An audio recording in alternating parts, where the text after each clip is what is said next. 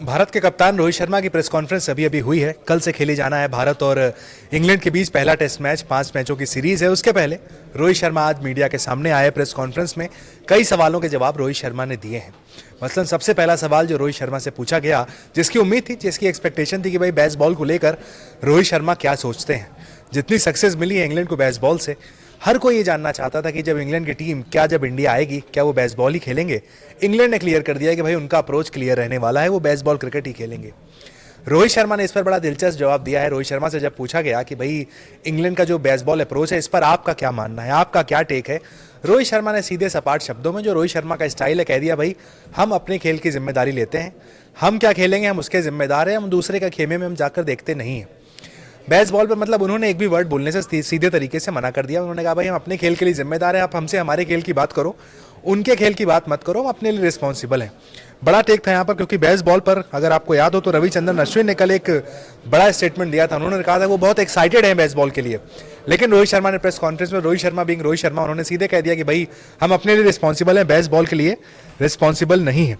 साथ ही ये भी पूछा गया उनसे कि भाई विराट कोहली अवेलेबल नहीं है पहले 2 टेस्ट मैचों के लिए, आपने उनकी जगह रजत पाटीदार को टीम में रखा है। इस पर भी काफ़ी इंटरेस्टिंग जवाब रोहित शर्मा ने दिया है। रोहित शर्मा ने कहा है कि ऐसा नहीं है कि हमने अनुभवी खिलाड़ियों को टीम में रखने के लिए नहीं सोचा, इस पर विचार किया गया था, लेकिन उसके बाद फिर हमने डिसाइड किया कि किसी यंगस्टर्स के साथ चलते हैं। कई बार उन्होंने कहा ऐसा होता है कि विदेश में जब कोई युवा खिलाड़ी जाता है उसके पास ज़्यादा अनुभव नहीं होता है, तो हम चाहते हैं खिलाड़ियों को अनुभव इंडिया में दिया जाए, उसके बाद उसे विदेश लेकर जाया जाए।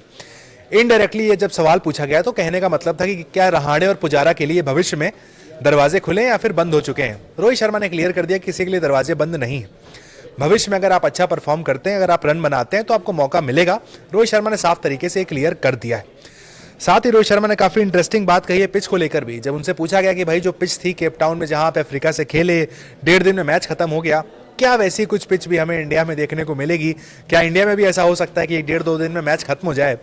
रोहित शर्मा ने इस पर कहा कि भाई हम चाहेंगे कि मैच ज़्यादा से ज़्यादा लंबा चले, टेस्ट क्रिकेट बहुत important format of the game है। रोहित शर्मा ने कहा है कि भाई फिटनेस बहुत इंपॉर्टेंट होती है टेस्ट मैच में। साथ ही पिच को लेकर उन्होंने कहा है भाई हम पिच मैं नहीं बनाता हूं, हम चाहेंगे अच्छी पिच मिले हमें खेलने को, दोनों ही टीमें अच्छी तरीके से परफॉर्म करें। एक कंटेंट उसमें जो निकल कर आया रोहित शर्मा की प्रेस कॉन्फ्रेंस है, जिसके लिए वो जाने जाते हैं। इंग्लैंड के एक खिलाड़ी हैं, शोएब बशीर नाम है उनका, 20 साल की उम्र है, अभी आए नहीं है, अभी कुछ वीज़ा की दिक्कतों के चलते इंग्लैंड टीम के साथ नहीं आ पाए हैं। रोहित शर्मा से जब पूछा गया कि भाई उनके जो खिलाड़ी हैं वीज़ा की दिक्कतों के चलते इंडिया नहीं आ पाए हैं, रोहित शर्मा ने कहा कि हाँ भाई अनफॉर्चुनेट है, वो नहीं आ पाए हैं। लेकिन रोहित शर्मा ने उसके बाद जो कहा वो ज़रूर सोशल मीडिया पर वायरल हो गया।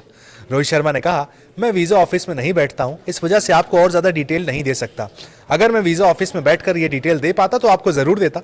उम्मीद करूँगा वो इंडिया आए और जल्दी हमारे सामने खेलते हुए नजर आए। और आपके जो सवाल है वो भी आप कमेंट सेक्शन में लिख सकते हैं, आपके सवाल भी हम यहाँ पर ले लेंगे। प्रेस कॉन्फ्रेंस में जो भी बड़ी बड़ी बातें रोहित शर्मा ने कही हैं वो भी हम आपको यहाँ पर बताएंगे। साथ ही इंपॉर्टेंट यहाँ पर ये, कल से टेस्ट मैच खेला जाना है हैदराबाद में। विराट कोहली नहीं, उनका रिप्लेसमेंट का ऐलान किया गया है। रजत पाटीदार टीम के साथ जुड़ गए हैं। उम्मीद थी कि भाई यहाँ पर बहुत सारे लोग ऐसा मानकर चल रहे थे कि हो सकता है पुजारा आ जाए, हो सकता है रहाणे आ जाए, फिर से उनका कमबैक हो, लेकिन ऐसा नहीं हुआ है। ना रहाणे आए हैं, ना पुजारा आए हैं, रजत पाटीदार को बुलाया गया है।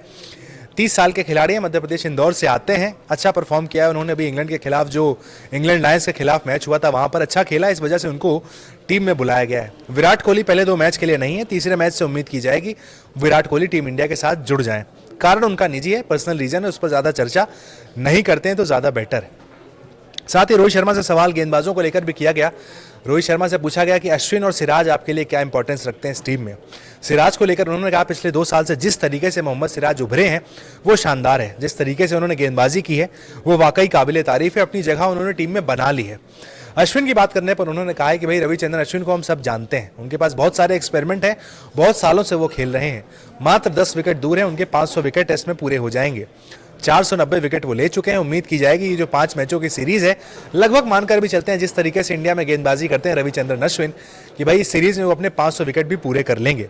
अश्विन और जडेजा ये वो खिलाड़ी जिनके ऊपर सबकी नजर रहने वाली हैं। साथ ही अक्षर पटेल को भी यहाँ पर हम नजरअंदाज नहीं कर सकते हैं। जिस तरह की अक्षर पटेल ने गेंदबाजी की थी, जो पिछला दौरा हुआ था वहां पर मात्र 12 टेस्ट मैच अब तक खेले अक्षर पटेल ने, 50 विकेट अपने नाम अक्षर पटेल ऑलरेडी कर चुके हैं। तो इंग्लैंड की टीम यहाँ पर सबसे बड़ी सवालों के घेरे में यही है कि किस तरीके से वो भारतीय स्पिनर्स का सामना करेंगे, जबकि भारतीय टीम से सवाल ये बार बार हो रहे हैं कि भाई जो बेसबॉल अप्रोच है जो ब्रेंडन मैकलम और बेन स्टोक्स लेकर आते हैं इंग्लैंड टीम के लिए, उससे आप कैसे निपटेंगे, वो इंपॉर्टेंट यहाँ पर हो जाता है। आपकी क्या राय है? आप भी कमेंट सेक्शन में बता सकते हैं भाई, आप क्या सोचते हैं इस बेसबॉल अप्रोच के बारे में। जो भी आपके सवाल हो आप कमेंट सेक्शन में लिख सकते हैं।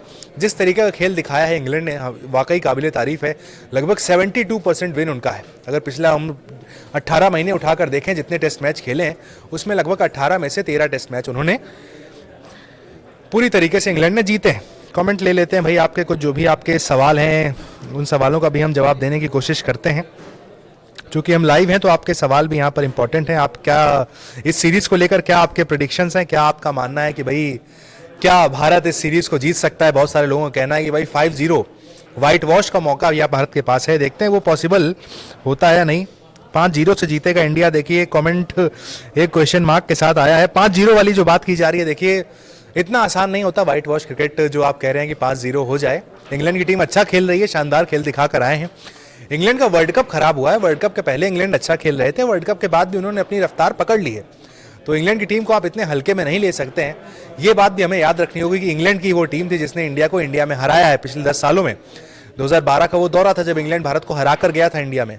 उसके बाद से कोई टीम भारत को हरा नहीं पाई है। तो इंग्लैंड की टीम खतरनाक है, ये बात राहुल द्रविड़ भी जानते हैं, रोहित शर्मा भी जानते हैं। टीम इंडिया के लगभग सभी खिलाड़ी इस बात से अच्छे से परिचित हैं। जैसा कि जवाब कल दिया था, जो प्रेस कॉन्फ्रेंस हुई थी राहुल द्रविड़ ने, उसमें कहा था कि भाई हम उनके अप्रोच को जानते हैं, हमें पता है वो किस तरीके का क्रिकेट खेलेंगे, उनके क्रिकेट का पूरा सम्मान है, हम भी उनको पूरी तरीके से काउंटर करने की कोशिश करेंगे।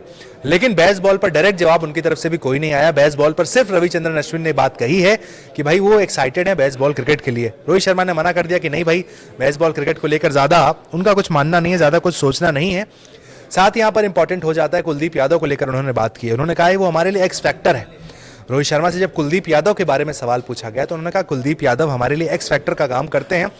वो जब टीम में होते हैं एक बैलेंस देते हैं टीम को। बेशक वो प्लेइंग 11 में हो ना हो, लेकिन हम जो हमारा टोटल पूल है उसमें अगर कुलदीप यादव होते हैं, हमारे पास एक एक्स्ट्रा ऑप्शन होता है।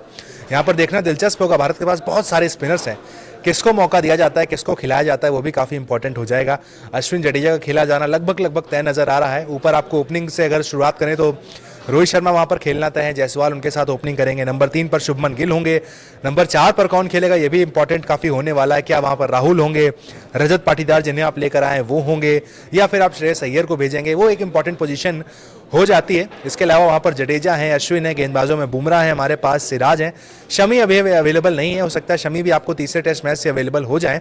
इसके अलावा भारत में हमने देखा है कि स्पिनर्स के अलावा आपको बहुत ज्यादा जरूरत पड़ती नहीं है किसी और की, आपका काम बन जाता है बहुत हद तक जिस तरीके की गेंदबाजी हमारे स्पिनर्स करते हैं।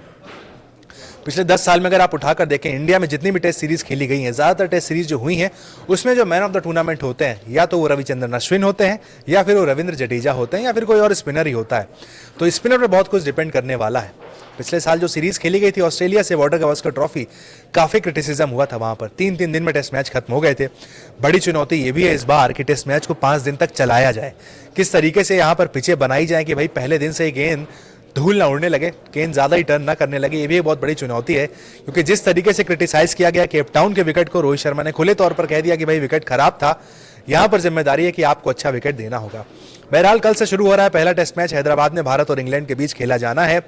हैदराबाद में ये मुकाबला है, मोहम्मद सिराज का होम ग्राउंड है। उनके ऊपर भी काफ़ी नजरें रहने वाली हैं कि भाई मोहम्मद सिराज किस तरीके की परफॉर्मेंस अपने होम ग्राउंड पर करते हैं। इसके अलावा कुलदीप यादव, जैसा उन्होंने कहा, एक्स फैक्टर, उन पर भी नजरें हैं। बाकी अश्विन और जडेजा, भाई इनके ऊपर पूरी नजरें। अश्विन जडेजा क्या करेंगे बहुत हद तक डिपेंड करने वाला है सीरीज के रिजल्ट पर। वहीं इंग्लैंड का अप्रोच क्लियर है, वो बेसबॉल क्रिकेट खेलने वाले हैं। भाई पहली गेंद से अटैक करेंगे। ब्रेंडन मैकलम ने अपनी टीम को कह दिया कि भाई आप जैसे खेलते हैं, जैसे आपको सक्सेस मिली है, आप वैसे ही जाकर खेलिए, आप शानदार खेल रहे हैं।